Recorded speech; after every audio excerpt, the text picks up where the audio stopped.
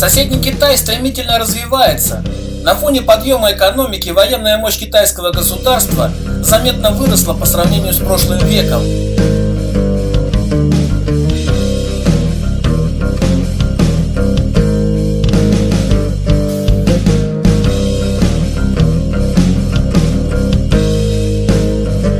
Но какое отношение к успехам современного Китая имеет старинный сибирский городок, затерянный в аналах истории, под названием Кузнецк? Дело в том, что вскоре после появления Кузнецкого острога его территория и сачное население становятся яблоком раздора. Глава соседнего государства Джунгарский Кантайша отказывается признавать монополию русской власти в Южной Сибири.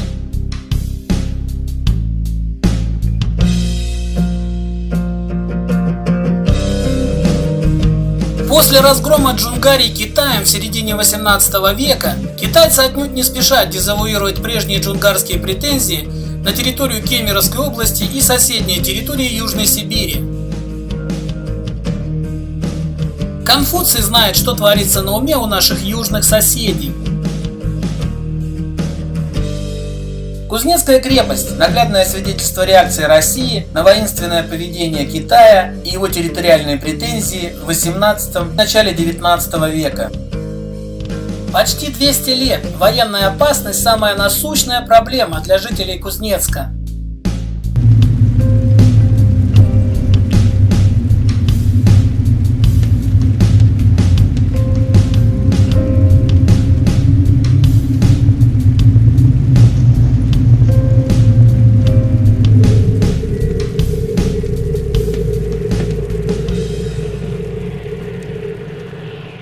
Вместе с археологом Юрой Шириным мы занимаемся изучением истории Кузнецка уже почти 30 лет. По обломкам глиняной посуды или керамики опытные археологи читают прошлое как открытую книгу. Керамика – самый массовый источник для изучения дописьменной истории. Осколки керамики – ключ к разгадке тайной исторической трагедии, которая случилась много веков назад. Несколько мелких фрагментов керамики были обнаружены 30 лет назад на речном берегу Томи. Они заметно отличаются друг от друга, так что первое предположение о принадлежности керамики разным эпохам и разным культурам показалось поначалу вполне логичным. Здесь, на территории Спасо-Преображенского собора, выяснилась наша ошибка. На исходе советской власти здание собора выглядело плачевно. Тогда решалась судьба руин старого собора, каким образом их восстановить и лучше использовать. На углу собора архитекторы заложили разведочный шурф, чтобы оценить состояние фундамента старого здания.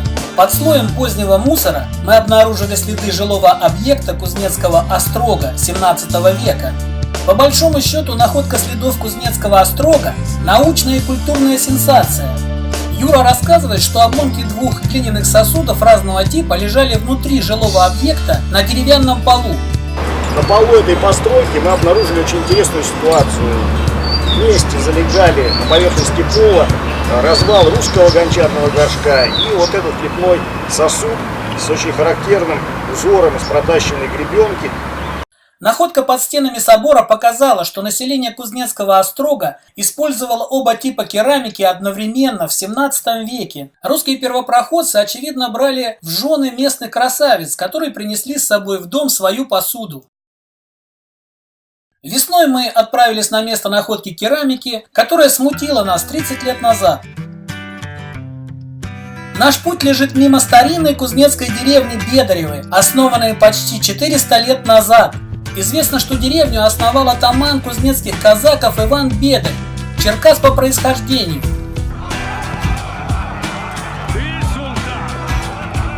На Руси черкасами называли украинских казаков, тех самых, которые потешаются над турецким султаном.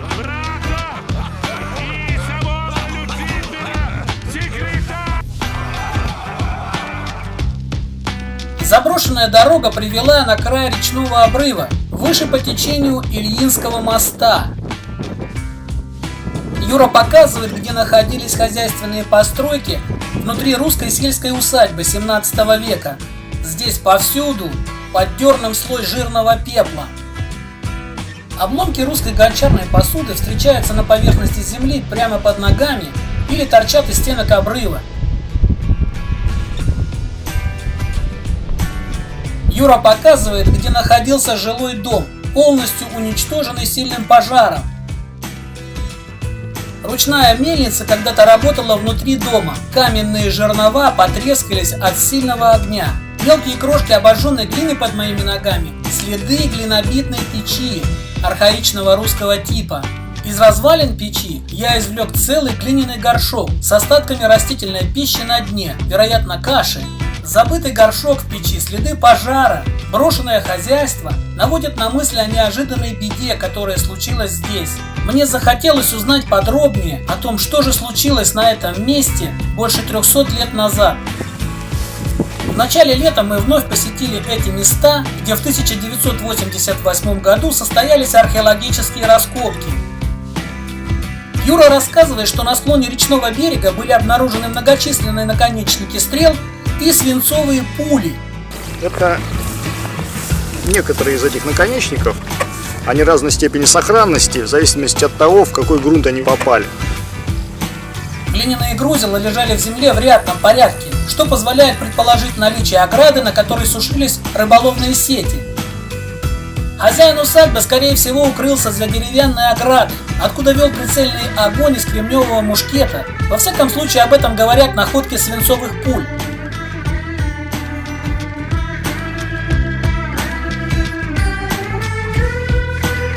Пуля, выпущенная из такого мушкета, летит недалеко.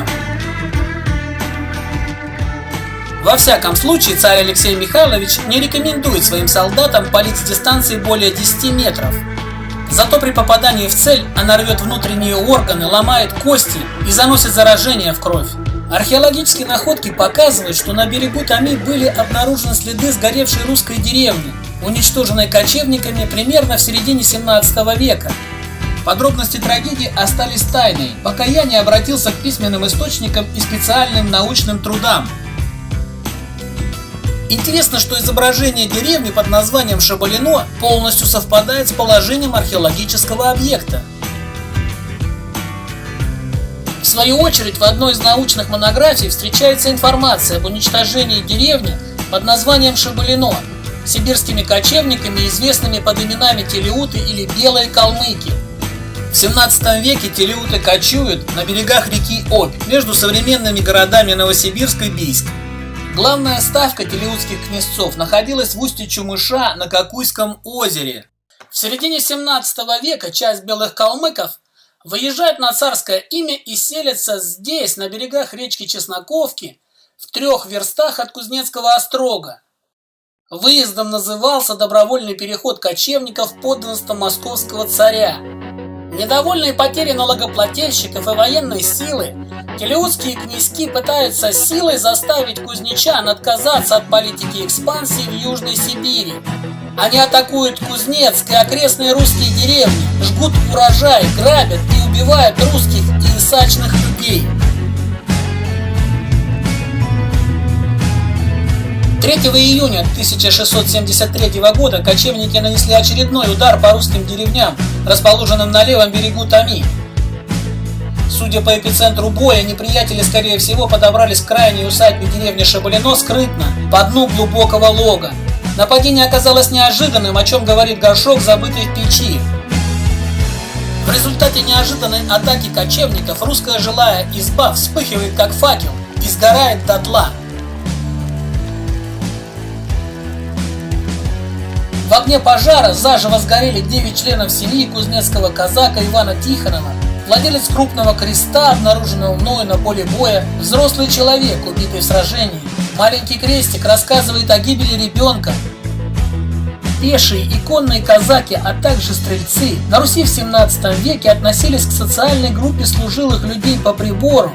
Выражаясь современным языком, они служат московскому царю по контракту. В свободное время от военно-административных обязанностей казаки разводят скот и сажают гречиху на окрестных полях. Выше по склону, на краю речного обрыва, сохранились следы авина с горелым зерном. Трагедия деревни Шабалино сильно взволновала кузнецкое общество. военный отряд численностью 250 человек во главе с атаманом Иваном Бедарем наносит поражение телеутам в окрестностях Кокуйского озера. Атаман получает болезненное ранение стрелой в щеку, но продолжает руководить сражением.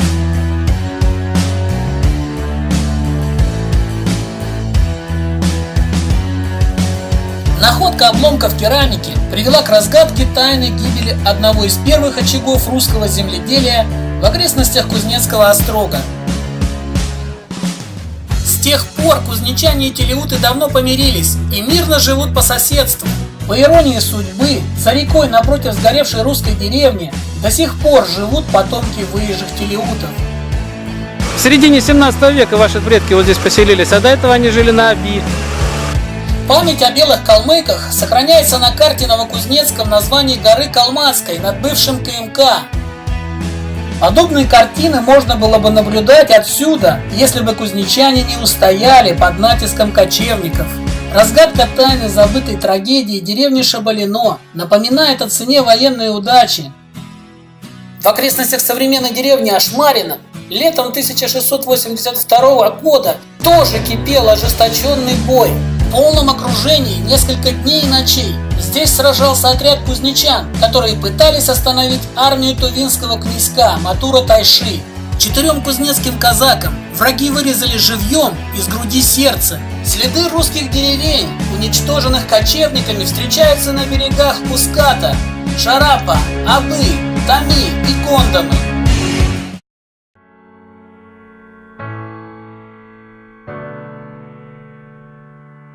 Сегодня война, горе и страдания далеко в прошлом. Имена героев и жертв давней войны благополучно забыты и вычеркнуты из нашей памяти.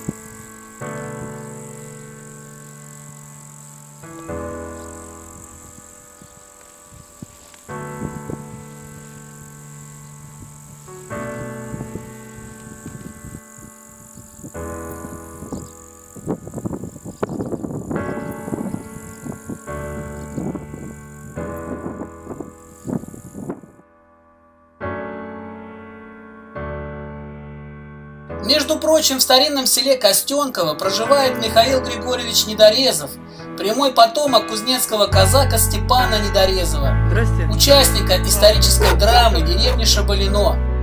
Дом его предка находился здесь, на крутом берегу Тами, по соседству со сгоревшей усадьбой Тихоновых.